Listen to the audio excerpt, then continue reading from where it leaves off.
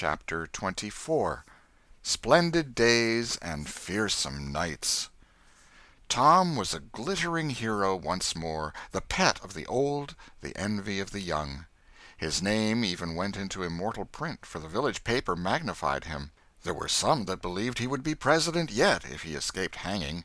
As usual, the fickle, unreasoning world took Muff Potter to its bosom and fondled him as lavishly as it had abused him before. But that sort of conduct is to the world's credit, therefore it is not well to find fault with it. Tom's days were days of splendor and exaltation to him, but his nights were seasons of horror.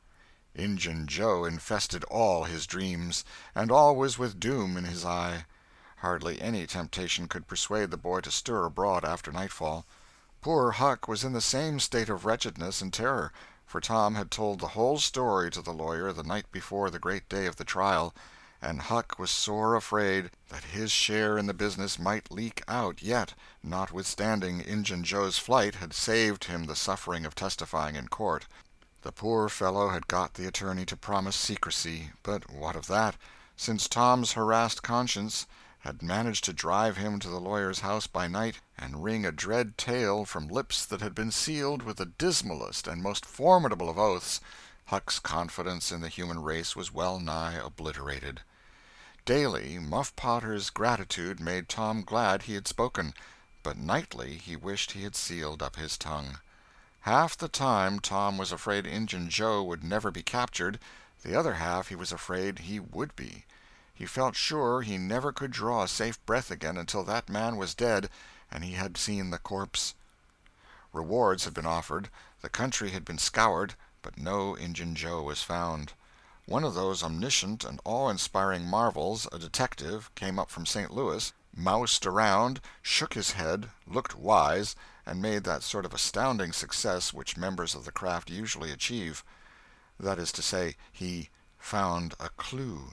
But you can't hang a clue for murder, and so after that detective had got through and gone home, Tom felt just as insecure as he was before.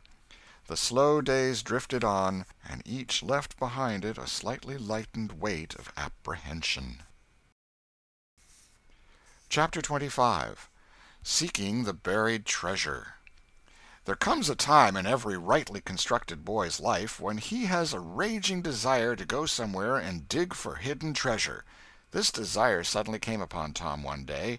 He sallied out to find Joe Harper, but failed of success. Next he sought Ben Rogers. He had gone fishing. Presently he stumbled upon Huck Finn, the red-handed. Huck would answer. Tom took him to a private place and opened the matter to him confidentially. Huck was willing.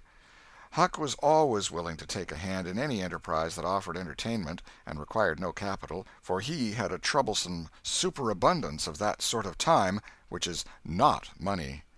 "Where'll we dig?" said Huck. "Oh, most anywhere." "Why, is it hid all round?" "No, indeed it ain't. It's hid in mighty particular places, Huck. Sometimes on islands, sometimes in rotten chests under the end of a limb of an old dead tree, just where the shadow falls at midnight, but mostly under the floor in haunted houses." "Who hides it?" "Why, robbers, of course. Who'd you reckon? Sunday-school superintendents?" "I don't know. If 'twas mine, I wouldn't hide it. I'd spend it and have a good time." "So would I. But robbers don't do that way. They always hide it and leave it there." "Don't they come after it any more?" "No, they think they will, but they generally forget the marks, or else they die. Anyway, it lays there a long time and gets rusty, and by somebody finds an old yellow paper that tells how to find the marks. A paper that's got to be ciphered over about a week, because it's mostly signs and hieroglyphics." "Which?" "Hieroglyphics. Pictures and things, you know, that don't seem to mean anything." "Have you got one of them papers, Tom?" "No." "Well, then, how are you going to find the marks?" "I don't want to find any marks. They always bury it under a haunted house, or on an island, or under a dead tree that's got one limb sticking out. Well, we've tried Jackson's Island a little, and we can try it again sometime. And there's the old haunted house up the Still House branch, and there's lots of dead-limb trees, dead loads of them." "Is it under all of them?" "How you talk! No." Then how are you going to know which one to go for?" "Go for all of them." "Why, Tom, it'll take all summer." "Well, what of that? Suppose you find a brass pot with $100 in it, all rusty and gay, or a rotten chest full of diamonds. How's that?" Huck's eyes glowed. "That's bully. Plenty bully enough for me. Just you give me the $100, and I don't want no diamonds." "All right, but I bet you I ain't going to throw off on diamonds. Some of 'em's worth $20 apiece. There ain't any, hardly, but's worth 6 bits or $1. "No. Is that so?" "Certainly. Anybody'd tell you so. Hain't you ever seen one, Huck?" "Not as I remember." "Oh, kings have slathers of them." "Well, I don't know no kings, Tom." "I reckon you don't. But if you was to go to Europe you'd see a raft of 'em hopping around." "Do they hop?" "Hop? Your granny! No." "Well, what'd you say they did for?" "Shucks, I only meant you'd see 'em, not hopping, of course. What do they want to hop for? But I mean you'd just see 'em scattered around, in a kind of a general way, like that old humpbacked Richard." "Richard? What's his other name?" "He didn't have any other name. Kings don't have any but a given name." "No? But they don't." "Well, if they like it, Tom, all right, but I don't want to be a king and have only just a given name, like a nigger. But say, where are you going to dig first?" "Well, I don't know. Suppose we tackle that old dead limb tree on the hill t'other side of Stillhouse Branch." "I'm agreed." So they got a crippled pick and a shovel and set out on their 3-mile tramp. They arrived hot and panting, and threw themselves down in the shade of a neighboring elm to rest and have a smoke. "I like this," said Tom. "So do I. Say, Huck, if we find a treasure here, what you going to do with your share?" "Well, I'll have pie and a glass of soda every day, and I'll go to every circus that comes along. I bet I'll have a gay time." "Well, ain't you going to save any of it?" "Save it? What for?" "Why, so as to have something to live on by and by." "Oh, that ain't any use. Pap would come back to this yer town some day and get his claws on it if I didn't hurry up, and I tell you he'd clean it out pretty quick. What you going to do with yourn, Tom?" "I'm going to buy a new drum, and a sure enough sword, and a red necktie and a bull pup, and get married." "Married?" "That's it." "Tom, why, you ain't in your right mind." "Wait. You'll see." "Well, that's the foolishest thing you could do. Look at Pap and my mother. Fight! Why, they used to fight all the time. I remember mighty well." "That ain't anything. The girl I'm going to marry won't fight." "Tom, I reckon they're all alike. They'll all comb a body. Now, you better think about this a while. I tell you, you better. What's the name of the gal?" "It ain't a gal at all. It's a girl." "It's all the same, I reckon. Some says gal, some says girl. Both's right, like enough. Anyway, what's her name, Tom?" "I'll tell you sometime. Not now." "All right, that'll do. Only if you get married I'll be more lonesomer than ever." "No, you won't. You'll come and live with me. Now, stir out of this, and we'll go to digging." They worked and sweated for half an hour. No result. They toiled another half hour. Still no result. Huck said, "Do they always bury it as deep as this?" "Sometimes. Not always. Not generally. I reckon we haven't got the right place." So they chose a new spot and began again. The labor dragged a little, but still they made progress. They pegged away in silence for some time. Finally Huck leaned on his shovel, swabbed the beaded drops from his brow with his sleeve, and said, "Where are you going to dig next, after we get this one?" "I reckon maybe we'll tackle the old tree that's over yonder on Cardiff Hill, back of the widow's." "I reckon that'll be a good one. But won't the widow take it away from us, Tom? It's on her land." "She take it away? Maybe she'd like to try it once. Whoever finds one of these hid treasures, it belongs to him. It don't make any difference whose land it's on." That was satisfactory. The work went on. By and by Huck said, "Blame it, we must be in the wrong place again. What do you think?" "It is mighty curious, Huck. I don't understand it. Sometimes witches interfere. I reckon maybe that's what's the trouble now." "Shucks, witches ain't got no power in the daytime." "Well, that's so. I didn't think of that. Oh, I know what the matter is. What a blamed lot of fools we are. You got to find out where the shadow of the limb falls at midnight, and that's where you dig." "Then, consound it, we fooled away all this work for nothing. Now, hang it all, we've got to come back in the night. It's an awful long way. Can you get out?" I bet I will. We've got to do it tonight, too, because if somebody sees these holes, they'll know in a minute what's here, and they'll go for it. Well, I'll come around and mow tonight. All right, let's hide the tools in the bushes. The boys were there that night about the appointed time. They sat in the shadow, waiting. It was a lonely place, and an hour made solemn by old traditions. Spirits whispered in the rustling leaves. Ghosts lurked in the murky nooks. The deep baying of a hound floated up out of the distance. An owl answered with his sepulchral note. The boys were subdued by these solemnities, and talked little. By and by they judged that 12 had come. They marked where the shadow fell, and began to dig. Their hopes commenced to rise. Their interest grew stronger, and their industry kept pace with it. The hole deepened and still deepened, but every time their hearts jumped to hear the pick strike upon something, they only suffered a new disappointment.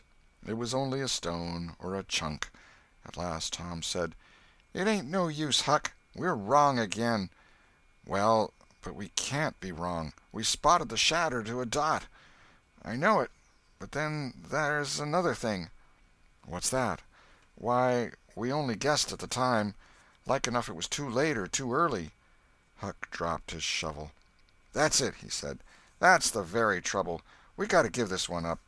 We can't ever tell the right time. And besides, this kind of thing's too awful, here this time of night with witches and ghosts a-fluttering around so. I feel as if something's behind me all the time, and I'm afeard to turn around because maybe there's others in front a-waiting for a chance. I've been creeping all over ever since I got here." "Well, I've been pretty much so too, Huck. They most always put in a dead man when they bury a treasure under a tree, to look out for it." "Lordy!" "Yes, they do. I've always heard that. Tom, I don't like to fool around much where there's dead people. A body's bound to get into trouble with 'em, sure." "I don't like to stir 'em up, either. Suppose this one here was to stick his skull out and say something." "Don't, Tom, it's awful." "Well, it just is. Huck, I don't feel comfortable a bit. Say, Tom, let's give this place up and try somewhere else." "All right, I reckon we better." "What'll it be?" Tom considered a while, and then said, "The haunted house. That's it." "Blame it, I don't like haunted houses, Tom. Why, they're a dern sight worse'n dead people. Dead people might talk, maybe, but they don't come sliding around in a shroud when you ain't noticing, and peep over your shoulder all of a sudden and grit their teeth the way a ghost does. I couldn't stand such a thing as that, Tom. Nobody could." "Yes, but, Huck, ghosts don't travel around only at night. They won't hinder us from digging there in the daytime." "Well, that's so. But you know mighty well people don't go about that haunted house in the day nor the night." "Well, that's mostly because they don't like to go where a man's been murdered, anyway. But nothing's ever been seen around that house except in the night. Just some blue lights slipping by the windows. No regular ghosts." "Well, where you see one of them blue lights flickering around, Tom, you can bet there's a ghost mighty close behind it. It stands to reason, because you know that they don't anybody but ghosts use 'em." "Yes, that's so. But anyway, they don't come around in the daytime, so what's the use of our being afeard?" "Well, all right. We'll tackle the haunted house if you say so, but I reckon it's taking chances." They had started down the hill by this time. There, in the middle of the moonlit valley below them, stood the haunted house, utterly isolated, its fences gone long ago, rank weeds smothering the very doorsteps, the chimney crumpled to ruin, the window sashes vacant, a corner of the roof caved in. The boys gazed a while, half expecting to see a blue light flit past a window. Then, talking in a low tone, as befitted the time and the circumstances, they struck far off to the right, to give the haunted house a wide berth, and took their way homeward through the woods that adorned the rearward side of Cardiff Hill. Chapter 26. Real Robbers Seize the Box of Gold. About noon the next day the boys arrived at the dead tree. They had come for their tools.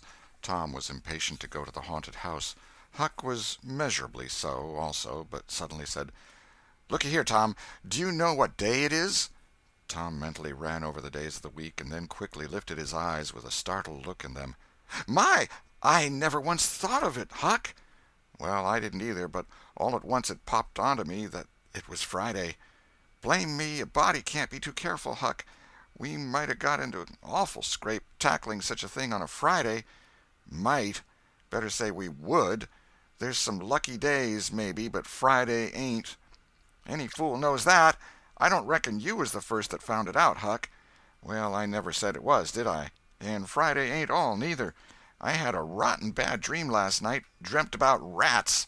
"No! Sure sign of trouble. Did they fight?" "No." "Well, that's good, Huck. When they don't fight it's only a sign that there's trouble around, you know.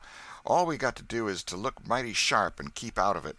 We'll drop this thing for today and play. Do you know Robin Hood, Huck?" "No. Who's Robin Hood?" "Why, he was one of the greatest men that was ever in England, and the best. He was a robber." "Cracky, I wished I was. Who did he rob?" "Only sheriffs and bishops and rich people and kings and such like. But he never bothered the poor. He loved 'em. He always divided up with 'em perfectly square." "Well, he must have been a brick." "I bet you he was, Huck. Oh, he was the noblest man that ever was. They ain't any such men now, I can tell you. He could lick any man in England with one hand tied behind him, and he could take his yew-bow and plug a 10-cent piece every time, a mile and a half." "What's a yew-bow?" "I don't know. It's some kind of a bow, of course, and if he hit that dime only on the edge, he would set down and cry and curse. But we'll play Robin Hood, and it's nobby fun. I'll learn you." "I'm agreed." So they played Robin Hood all afternoon, now and then casting a yearning eye down upon the haunted house and passing a remark about the morrow's prospects and possibilities there. As the sun began to sink into the west, they took their way homeward athwart the long shadows of the trees, and soon were buried from sight in the forests of Cardiff Hill. On Saturday, shortly after noon, the boys were at the dead tree again. They had a smoke and a chat in the shade, and then dug a little in their last hole, not with great hope, but merely because Tom said there were so many cases where people had given up a treasure after getting down within 6 inches of it, and then somebody else had come along and turned it up with a single thrust of a shovel. The thing failed this time, however, so the boys shouldered their tools and went away feeling that they had not trifled with fortune, but had fulfilled all the requirements that belonged to the business of treasure hunting. When they reached the haunted house, there was something so weird and grisly about the dead silence that reigned there under the baking sun, and something so depressing about the loneliness and desolation of the place, that they were afraid, for a moment, to venture in. Then they crept to the door and took a trembling peep. They saw a weed-grown, floorless room, unplastered, an ancient fireplace, vacant windows, a ruinous staircase, and here, there, and everywhere hung ragged and abandoned cobwebs. They presently entered, softly, with quickened pulses, talking in whispers, ears alert to catch the slightest sound, and muscles tense and ready for instant retreat. In a little while familiarity modified their fears, and they gave the place a critical and interested examination, rather admiring their own boldness, and wondering at it, too. Next they wanted to look upstairs. This was something like cutting off the retreat, but they got to daring each other, and of course there could be but one result. They threw their tools into a corner and made the ascent.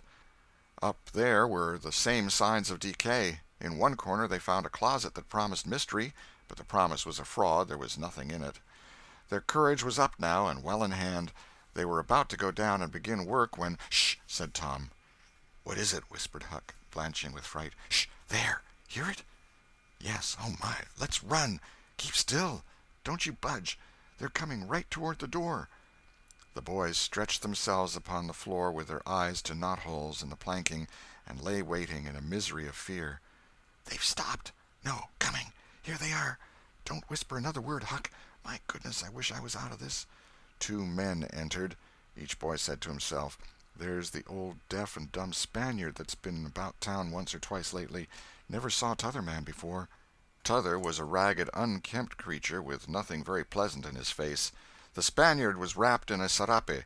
He had bushy white whiskers, long white hair flowed from under his sombrero, and he wore green goggles. When they came in, T'other was talking in a low voice. They sat down on the ground, facing the door, with their backs to the wall, and the speaker continued his remarks. His manner became less guarded and his words more distinct as he proceeded. "No," said he, "I've thought it all over, and I don't like it. It's dangerous." "Dangerous?" grunted the deaf and dumb Spaniard, to the vast surprise of the boys. "Milksop!" This voice made the boys gasp and quake. It was Injun Joe's. There was silence for some time. Then Joe said: "What's any more dangerous than that job up yonder? But nothing's come of it." "That's different. Away up the river so, and not another house about.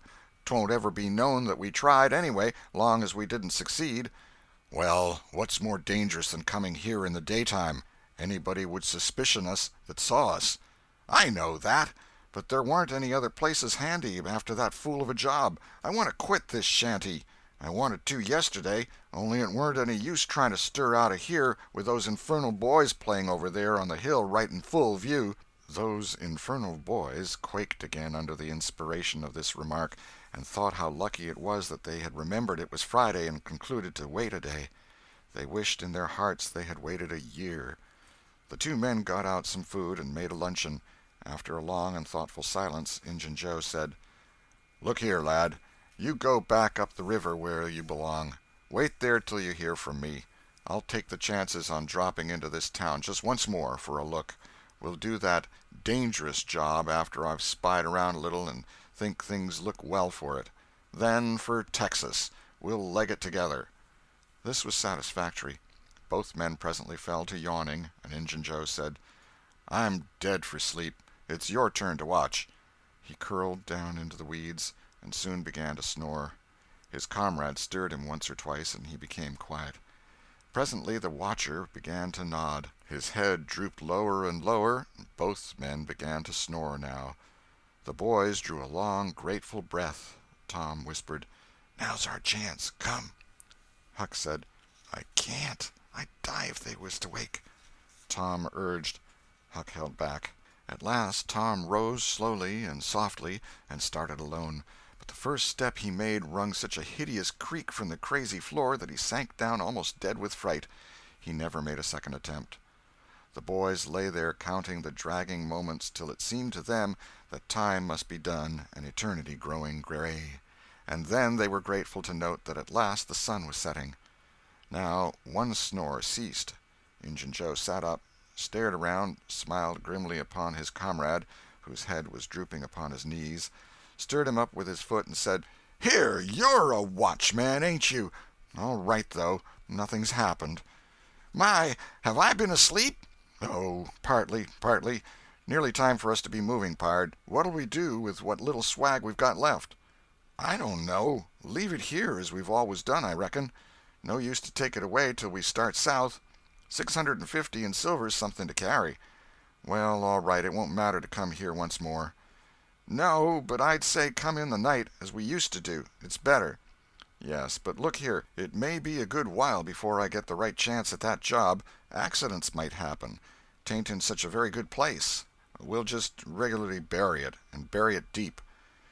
"Good idea," said the comrade, who walked across the room, knelt down, raised one of the rearward hearthstones, and took out a bag that jingled pleasantly. He subtracted from it $20 or $30 for himself, and as much for Injun Joe, and passed the bag to the latter, who was on his knees in the corner now, digging with his bowie knife. The boys forgot all their fears, all their miseries in an instant. With gloating eyes they watched every movement. Luck! The splendor of it was beyond all imagination. $600 was money enough to make half a dozen boys rich. Here was treasure hunting under the happiest auspices. There would not be any bothersome uncertainty as to where to dig. They nudged each other every moment, eloquent nudges and easily understood, for they simply meant, "Oh, but ain't you glad now we're here?" Joe's knife struck upon something. "Hello," he said. "What is it?" said his comrade. "Half-rotten plank. No, it's a box, I believe. Here, bear a hand and we'll see what it's here for. Never mind, I've broke a hole." He reached his hand in and drew it out. "Man, it's money." The two men examined the handful of coins. They were gold. The boys above were as excited as themselves, and as delighted. Joe's comrade said: "We'll make quick work of this. There's an old rusty pick over amongst the weeds in the corner the other side of the fireplace. I saw it a minute ago." He ran and brought the boys' pick and shovel. Injun Joe took the pick, looked it over critically, shook his head, muttered something to himself, and then began to use it. The box was soon unearthed. It was not very large. It was iron-bound, and had been very strong before the slow years had injured it. The men contemplated the treasure a while in blissful silence. "Pard, there's thousands of dollars here," said Injun Joe. "'Twas always said that Murrell's gang used to be around here one summer," the stranger observed.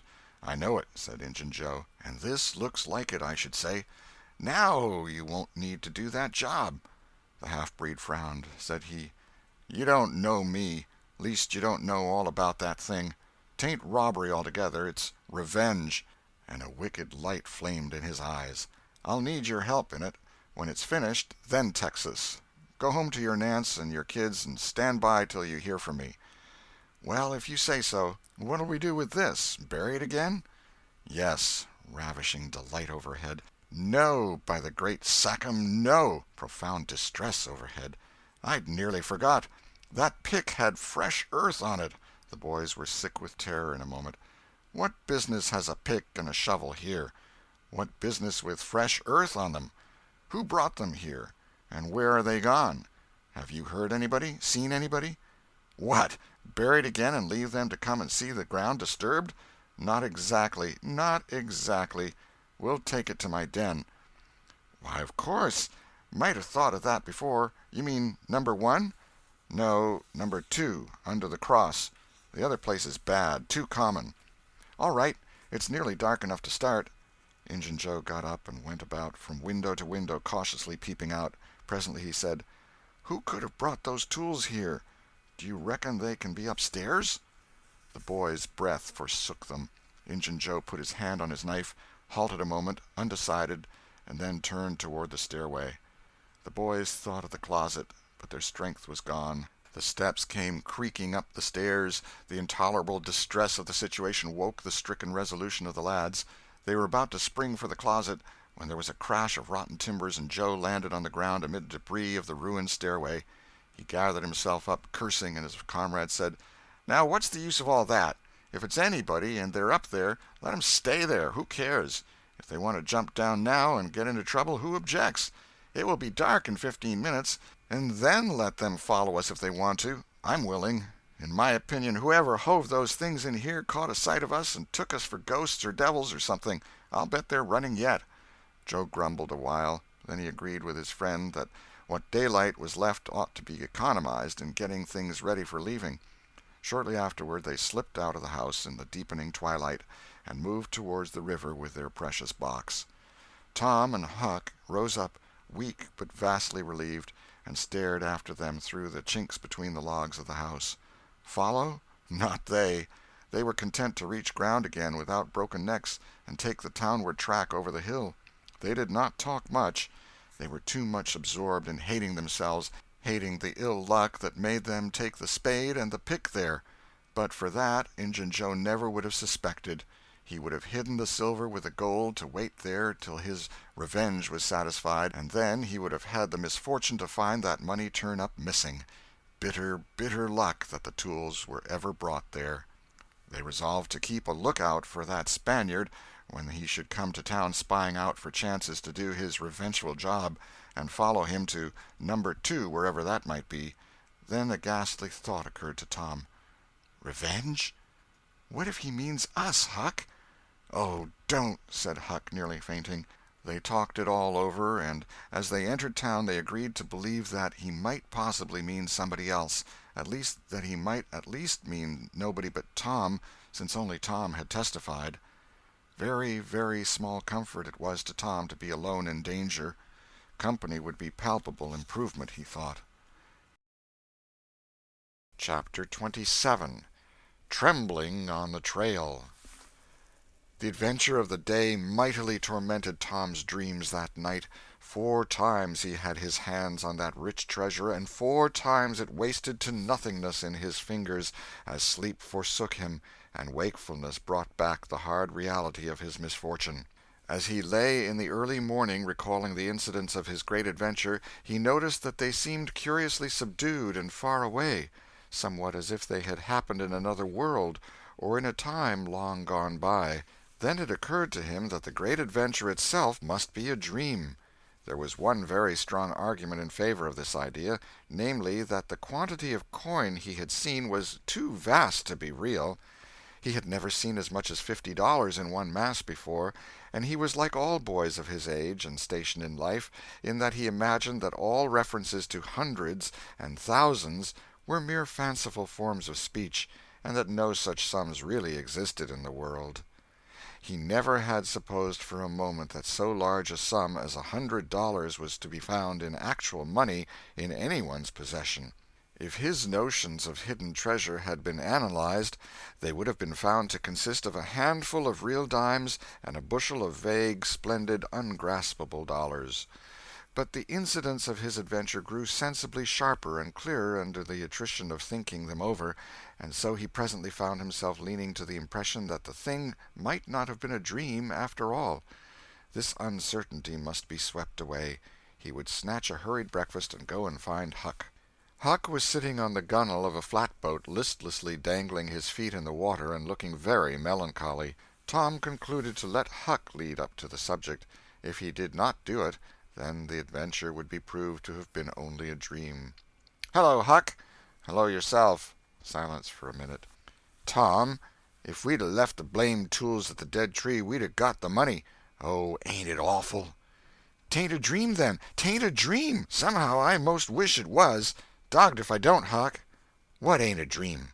"Oh, that thing yesterday. I been half thinking it was." "Dream! If them stairs hadn't broke down, you'd 'a' seen how much dream it was. I've had dreams enough all night, with that patch-eyed Spanish devil going for me all through 'em. Rot him!"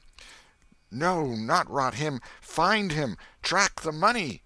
"Tom, we'll never find him. A feller don't have only one chance for such a pile, and that one's lost. I'd feel mighty shaky if I was to see him, anyway." "Well, so'd I, but I'd like to see him anyway. Track him out. To his number 2. "Number 2, yes, that's it. I been thinking about that, but I can't make nothing out of it. What do you reckon it is?" "I don't know. It's too deep. Say, Huck, maybe it's the number of a house." "Goody! No, Tom, that ain't it. If it is, it ain't in this one-horse town. They ain't no numbers here." "Well, that's so. Let me think a minute. Here, it's the number of a room in a tavern, you know." "Oh, that's the trick. They ain't only 2 taverns. We can find out quick. You stay here, Huck, till I come." Tom was off at once. He did not care to have Huck's company in public places. He was gone half an hour. He found that in the best tavern, number 2 had long been occupied by a young lawyer, and was still so occupied. In the less ostentatious house, number 2 was a mystery. The tavern-keeper's young son said it was kept locked all the time, and he never saw anybody go into it or come out of it except at night. He did not know any particular reason for this state of things, had had some little curiosity, but it was rather feeble, had made the most of the mystery by entertaining himself with the idea that the room was haunted, had noticed that there was a light in there the night before. "That's what I've found out, Huck. I reckon that's the very number 2 we're after." "I reckon it is, Tom. Now, what you going to do?" "Let me think." Tom thought a long time. Then he said, "I'll tell you. The back door of that number 2 is the door that comes out into the little close alley between the tavern and the old rattle-trap of a brick store. Now you get hold of all the door keys you can find, and I'll nip all of Auntie's, and the first dark night we'll go there and try 'em. And mind you, keep a lookout for Injun Joe, because he said he was going to drop into town and spy around once more for a chance to get his revenge. If you see him, you just follow him, and if he don't go to that number 2, that ain't the place." "Lordy, I don't want to follow him by myself." "Why, it'll be a night, sure. He mightn't ever see you, and if he did, maybe he'd never think anything." "Well, if it's pretty dark, I reckon I'll track him. I don't know. I'll try." "You bet I'll follow him if it's dark, Huck. Why, he might have found out he couldn't get his revenge, and be going right after that money." "It's so, Tom, it's so. I'll foller him. I will, by jingoes." "Now you're talking. Don't you ever weaken, Huck, and I won't." Chapter 28. In the Lair of Injun Joe. That night Tom and Huck were ready for their adventure. They hung about the neighborhood of the tavern until after 9, one watching the alley at a distance and the other the tavern door. Nobody entered the alley or left it. Nobody resembling the Spaniard entered or left the tavern door. The night promised to be a fair one, so Tom went home with the understanding that if a considerable degree of darkness came on, Huck was to come and "mow," whereupon he would slip out and try the keys. But the night remained clear, and Huck closed his watch and retired to bed in an empty sugar hogshead about 12. Tuesday the boys had the same ill luck, also Wednesday, but Thursday night promised better. Tom slipped out in good season with his aunt's old tin lantern and a large towel to blindfold it with. He hid the lantern in Huck's sugar hogshead, and the watch began. An hour before midnight the tavern closed up, and its lights, the only ones thereabouts, were put out. No Spaniard had been seen. Nobody entered or left the alley. Everything was auspicious. The blackness of darkness reigned. The perfect stillness was interrupted only by occasional mutterings of distant thunder. Tom got his lantern, lit it in the hogshead, wrapped it closely in the towel, and the two adventurers crept in the gloom toward the tavern. Huck stood sentry, and Tom felt his way into the alley. Then there was a season of waiting anxiety that weighed upon Huck's spirits like a mountain. He began to wish he could see a flash from the lantern. It would frighten him, but it would at least tell him that Tom was alive yet. It seemed hours since Tom had disappeared. Surely he must have fainted. Maybe he was dead. Maybe his heart had burst under terror and excitement. In his uneasiness, Huck found himself drawing closer and closer to the alley, fearing all sorts of dreadful things and momentarily expecting some catastrophe to happen that would take away his breath. There was not much to take away, for he seemed only able to inhale it by thimblefuls, and his heart would soon wear itself out, the way it was beating. Suddenly there was a flash of light, and Tom came tearing by him. "Run!" said he. "Run for your life!" He needn't have repeated it. Once was enough. Huck was making 30 or 40 miles an hour before the repetition was uttered. The boys never stopped till they reached the shed of a deserted slaughterhouse at the lower end of the village. Just as they got within its shelter the storm burst and the rain poured down. As soon as Tom got his breath he said, "Huck, it was awful. I tried 2 of the keys, just as soft as I could, but they seemed to make such a power of a racket that I couldn't hardly get my breath, I was so scared. They wouldn't turn in the lock, either. Well, without noticing what I was doing, I took hold of the knob, and open comes the door. It warn't locked. I hopped in and shook off the towel, and great Caesar's ghost!" What'd you see, Tom?" "Huck, I most stepped onto Injun Joe's hand." "No!" "Yes, he was laying there sound asleep on the floor, with his old patch on his eye and his arms spread out." "Lordy, what'd you do? Did he wake up?" "No, never budged. Drunk, I reckon. I just grabbed that towel and started." "I'd never thought of the towel, I bet." "Well, I would. My aunt would make me mighty sick if I lost it." "Say, Tom, did you see that box?" "Huck, I didn't wait to look around. I didn't see the box. I didn't see the cross. I didn't see anything but a bottle and a tin cup on the floor by Injun Joe. Yes, and I saw 2 barrels and lots more bottles in the room." "Don't you see, now? What's the matter with that haunted room?" "How?" "Why, it's haunted with whiskey. Maybe all the temperance taverns have got a haunted room, hey, Huck?" "Well, I reckon maybe that's so. Who'd have thought such a thing? But say, Tom, now's a mighty good time to get that box if Injun Joe's drunk." "It is that. You try it." Huck shuddered.